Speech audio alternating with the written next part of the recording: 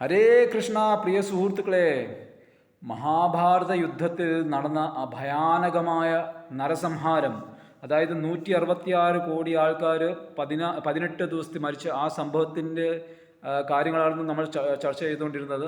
അതിൽ നിന്ന് പഠിച്ച പാഠങ്ങൾ അതായിരുന്നു ഞങ്ങൾ കഴിഞ്ഞ വീഡിയോയിൽ ചർച്ച ചെയ്തത്. അപ്പോൾ ഇത്രയും ഗൗരവമായ ഒരു വിഷയമായതുകൊണ്ട് സ്വയം അനന്തശേഷൻ നമ്മളെ അനുഗ്രഹിക്കാൻ വേണ്ടി ഇതേ ഇവിടെ നിപ്പുണ്ട് ഇന്ന്. അപ്പോൾ നമ്മൾ ബലരാമസ്വാമിയുടെ വിസ്തരണമായ അനന്തശേഷൻ്റെ അനുഗ്രഹത്തോടെ ഈ വിഷയം അങ്ങോട്ട് തുടരാം. നമ്മൾ കഴിഞ്ഞ വീഡിയോയിൽ ചർച്ച ചെയ്തത് ആദ്യത്തെ പാഠമായിരുന്നു. ഇത്രയും വലിയൊരു സംഭവത്തിൽ നിന്ന് പഠിച്ച ആദ്യത്തെ പാഠം എന്തുവാണെന്ന് വെച്ചാൽ, ദുര്യോധനൻ്റെ കൂട്ട് പിടിവാശിയും അഹങ്കാരവും മുതിർന്ന ആചാര്യന്മാരുടെയും ഭഗവാന്റെയും നിർദ്ദേശങ്ങളെ അവഗണിക്കുന്ന വ്യക്തികൾക്ക് സ്വയം നാശവും ഉണ്ടാവും, അവർ മൂലം ഒത്തിരിയും പേർക്ക് വിനാശം ഉണ്ടാവുന്ന കാര്യമായിരുന്നു നമ്മൾ ആദ്യത്തെ പാഠമായിട്ട് പഠിച്ചത്. നേരെ മറിച്ച് പാണ്ഡവന്മാരുടെ കൂട്ട് സൽസ്വഭാവികൾക്ക് ഭഗവാന്റെയും ആചാര്യന്മാരുടെയും ഗുരുക്കന്മാരുടെയും ഒക്കെ നിർദ്ദേശം വളരെ ബഹുമാനത്തോടെ പാലിക്കുന്ന വ്യക്തികൾക്ക് തീർച്ചയായിട്ടും അവസാനം വിജയമേ ഉണ്ടാകത്തുള്ളൂ. ചിലപ്പം ചില നഷ്ടങ്ങളൊക്കെ ഉണ്ടാവും. അത് ഈ ലോകത്തിൻ്റെ ഒരു പ്രകൃതിയാണ്, ഈ ലോകത്തിലെ സ്വഭാവമാണ്. ഇവിടെ നഷ്ടങ്ങൾ എല്ലാവർക്കും തന്നെ ഉണ്ടാവും. പക്ഷേ അവസാനം വിജയം അങ്ങനത്തെ വ്യക്തികൾക്ക് തീർച്ചയായിട്ടും ഉറപ്പായിട്ടുണ്ടാവും. അതാണ് നമ്മുടെ രണ്ടാമത്തെ പാഠം. അതിൽ പ്രധാനമായിട്ട് ഞാൻ പറഞ്ഞതുപോലെ ഈ മേലധികാരികൾ അല്ലെങ്കിൽ ഓഥോറിറ്റീസ് അല്ലെങ്കിൽ ഗുരു ആചാര്യന്മാരുടെ എതിരെ ഒരിക്കലും പ്രതികരിക്കാത്ത ആ ഒരു സ്വഭാവം അത് ഭഗവാന് വളരെ പ്രിയമാണ്. അങ്ങനത്തെ വ്യക്തികൾക്ക് ഭഗവാൻ പ്രത്യേകമായിട്ട് വിശിഷ്ടമായ ശക്തികളും കാരുണ്യം നൽകും. ഇപ്പം പാണ്ഡവന്മാരുടെ ആചാരത്തിൽ നിന്ന് നമുക്ക് ഇത് മനസ്സിലാക്കാൻ പറ്റും. ഇപ്പം ചൂതുകളി നടന്ന ആ ഒരു സംഭവത്തിൽ, ആ ഒരു സഭയിൽ വലിയ അന്യായവും വലിയൊരു വഞ്ചനയുമാണ് നടന്നത്. എല്ലാവരുടെയും കൺമുമ്പിൽ വെച്ചാണ് ശകുനി ഫുൾ ചീറ്റിംഗ്, ഫുൾ വഞ്ചന നടത്തി യുധിഷ്ഠിരൻ്റെ കയ്യിൽ നിന്ന് എല്ലാം വലിച്ചെടുത്തത്. അതുമാത്രമല്ല, ഈ പാണ്ഡവന്മാരെയൊക്കെ അടിമകളാക്കി വളരെയധികം അപമാനിക്കുകയും, എന്നിട്ട് പാണ്ഡവന്മാരുടെ പ്രിയപ്പെട്ട ഭാര്യയായ ദ്രൗപദി എന്ന് പറഞ്ഞാൽ മഹാഭാരതം വായിക്കുമ്പോൾ നമുക്ക് മനസ്സിലാക്കാൻ പറ്റും, വളരെ ഗുണങ്ങൾ എല്ലാം സ്ത്രീകൾക്ക് വേണ്ടിയ എല്ലാം നല്ല ഗുണങ്ങളും ദ്രൗപദിക്ക് ഉണ്ടായിരുന്നു. ഒരു ഉത്തമമായ ഭാര്യയും സ്ത്രീയും പതിവ്രതയായ സ്ത്രീയായിരുന്നു. അപ്പോൾ അങ്ങനത്തെ ഒരു രാജ്ഞിയെ സഭയുടെ മുമ്പിൽ വെച്ച് വസ്ത്രഹരണം നടത്താൻ ശ്രമിക്കുകയും അപമാനിക്കുകയൊക്കെ ചെയ്യുന്നത്, ഇത്രയൊക്കെ പ്രകോപനം ഉണ്ടായിട്ടും ഈ പാണ്ഡവന്മാർ പ്രതികരിച്ചില്ല. അതിൻ്റെ കാരണം എന്താണ്? ഈ പാണ്ഡവന്മാരെന്ന് പറഞ്ഞാൽ സാധാരണ വ്യക്തികളായിരുന്നു, ശക്തിമാനായ വ്യക്തികളായിരുന്നു അല്ലേ. അർജുനൻ ഒറ്റയ്ക്കാണ് ഖാണ്ഡവപ്രസ്ഥ രംഗത്തിൽ. ഒറ്റയ്ക്ക് അർജുനൻ മൊത്തം ദേവതകളെ, ഇന്ദ്രൻ, വരുണൻ, വായു, അഗ്നി എല്ലാവരും ഒരുമിച്ച് വന്ന് അർജുനന്റെ എതിരെ യുദ്ധം ചെയ്തപ്പോൾ എല്ലാവരെയും ഒറ്റയ്ക്ക് തോൽപ്പിച്ചു അല്ലേ. അതേപോലെ ഭീമസേനൻ, 10,000 ആനയുടെ ബലമുള്ള ഭീമസേനൻ, ഇവരൊക്കെ എന്തിനീ അന്യായം സഹിച്ചത്, മിണ്ടാതിരുന്നത്? അവർക്ക് ദേഷ്യം കൊണ്ട് ചോര തളച്ചു വന്നു. പക്ഷെ എന്നാലും പ്രതികരിക്കാതെ അങ്ങനെ ഇരുന്ന കാരണം എന്താണ്?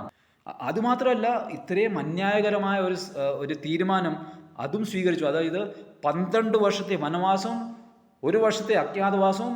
ആ അജ്ഞാതവാസത്തിൽ അവരെ പിടിച്ചാൽ പിന്നെയും അതേപോലെ 12 വർഷം വനവാസവും അജ്ഞാതവാസവും എല്ലാം. ഇതൊക്കെ ഇങ്ങനെ സഹിക്കാനുള്ള കാരണം എന്തായിരുന്നു?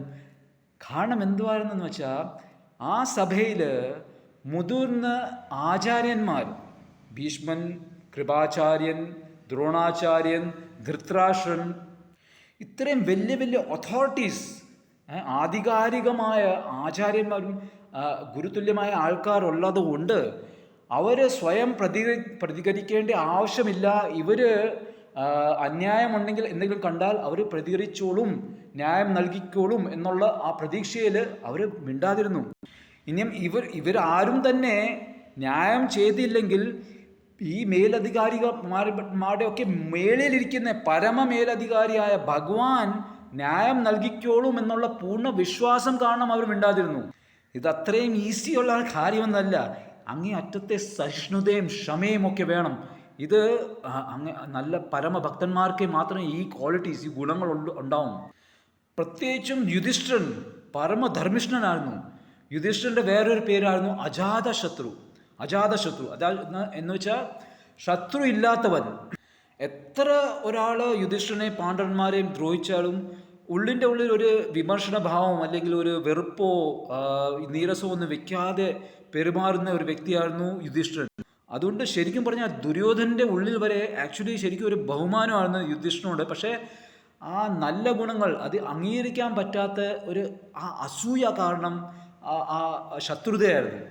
നമ്മൾ നമ്മളുടെ ജീവിതത്തിൽ അങ്ങനെ ആവാൻ ശ്രമിക്കണം. യുധിഷ്ഠിരൻ്റെ കൂട്ട് അജാത ശത്രു ഇല്ലാത്തവൻ. ഇതിനു വേണ്ടി അസാധാരണമായ വിനയം, എളിമയും വേണം, സഹിഷ്ണുത വേണം. പിന്നെ ഏറ്റവും പ്രധാനമായിട്ട് മുതിർന്ന ആചാര്യന്മാരുടെയും ഗുരുക്കന്മാരുടെയും ഭഗവാന്റെ കൃപ വേണം. എന്നിട്ട് ഇവരുടെ കൃപ വേണമെങ്കിൽ അവരുടെ നിർദ്ദേശങ്ങളനുസരിച്ച് വളരെ എളിമയോടെ അവരുടെ സേവനം നൽകണം. മുതിർന്ന ഭക്തന്മാരെയും ഗുരുക്കന്മാരെയൊക്കെ നിസ്വാർത്ഥമായിട്ട് സേവിക്കണം. പ്രതികരിക്കാതെ അവരുടെ എന്തെങ്കിലും ചെറിയ തെറ്റായ എന്തെങ്കിലും തോന്നിയാലും പ്രതികരിക്കാതെ വളരെ ശാന്തതയോടെ അത് ക്ഷമയോടെ സേവിക്കണം. എന്താണെന്ന് വെച്ചാൽ ഈ വൈകുണ്ഠത്തിലും നമുക്ക് മറ്റ് വൈഷ്ണവരുടെ കൂടെയാണ് ഭഗവാന്റെ സേവനം നൽകേണ്ടത്. അവിടെയും നമ്മളുടെ മുകളിലൊരു മേലധികാരി ഉണ്ടായിരിക്കും. അദ്ദേഹത്തിൻ്റെ നിർദ്ദേശമനുസരിച്ച് നമുക്ക് നമ്മുടെ സേവനം നൽകേണ്ടി വരും. അപ്പോൾ അങ്ങനെ ചെയ്താൽ ഭഗവാൻ വളരെ പ്രസന്നനാവും. അതാണ് ഉദ്ദേശം. എല്ലാവരും ഒരുമിച്ച് അവരവരുടെ ഡ്യൂട്ടീസ്, അവരവരുടെ ധർമ്മം നിർവഹിക്കുക. ചെറിയ കാര്യങ്ങൾക്ക് വേണ്ടി കോപിക്കാതെ, പ്രതികരിക്കാതെ, വിദ്രോഹിക്കാതെ, സേവനം ഓരോ കാരണം പറഞ്ഞ് നിർത്താതെ അങ്ങനെ അവരവരുടെ ധർമ്മം നിർവഹിക്കുക. അപ്പോൾ യുധിഷ്ഠിരൻ മാത്രമല്ല, ബാക്കി 4 പാണ്ഡവന്മാരും അവർ ഈ ചൂതുകളിയിൽ നടന്നപ്പോൾ, ഈ അന്യായം നടന്നപ്പോൾ അവർക്ക് പ്രതികരിക്കണം എന്നുണ്ടായിരുന്നു. ഭീമസേനൻ ഏകദേശം എണീറ്റു ദേശത്തോടെ. പക്ഷേ യുധിഷ്ഠിരൻ, അവരുടെ മേലധികാരിയായ യുധിഷ്ഠിരൻ്റെ ആജ്ഞ ഇല്ലാത്തതുകൊണ്ട് അവർ പ്രതികരിച്ചില്ല. അവരുടെ ഉള്ളിൽ വളരെയധികം നീരസമുണ്ടായി, യുധിഷ്ഠിരനോട് വളരെ വിദ്രോഹമുണ്ടായി. മഹാഭാരതത്തിൽ പറയുന്നുണ്ട്, ഭീമൻ പിന്നീട് വനവാസം നിർവഹിച്ചുകൊണ്ടിരിക്കുമ്പോൾ ഇത് പറയുകയും ചെയ്യും. വളരെ കഠോരമായ വാക്യങ്ങൾ ഉപയോഗിച്ച് യുധിഷ്ഠിരനെ വിമർശിച്ചു. ഞാൻ അങ്ങയുടെ കൈകൾ വെട്ടാൻ പോവായിരുന്നു, വെട്ടണായിരുന്നു. അങ്ങയുടെ ഈ ചൂതുകളിയുടെ ഉള്ള ഒരു വാസന കാരണമാണ് നമുക്ക് ഇങ്ങനത്തെ ഒരു അധോഗതി ഉണ്ടായത്. അതേമാതിരി ദ്രൗപദിയും പല രീതിയിലും പല പ്രാവശ്യവും വിമർശിക്കുന്നതായിട്ട് മഹാഭാരതത്തിൽ വിവരിക്കുന്നുണ്ട്. പക്ഷേ യുധിഷ്ഠിരൻ വളരെ ശാന്തമായിട്ട് അവർക്ക് ഉത്തരം നൽകി. അങ്ങയുടെ ന്യായം എന്തുവായിരുന്നു അത് നൽകി. ഒന്നാമത് ഈ മേലധികാരികളുടെ എതിരെ പ്രതികരിക്കുന്ന ആ ഒരു സംഗതി. പിന്നെ വിധാതാവിൻ്റെ ഇഷ്ടമനുസരിച്ചാണ് എല്ലാം നടക്കുന്നത്. അപ്പം പൂർണ്ണ ശരണാഗതി, ആ വിധാതാവിൻ്റെ ഇച്ഛയുടെ മുമ്പിൽ പൂർണ്ണ ശരണാഗതി.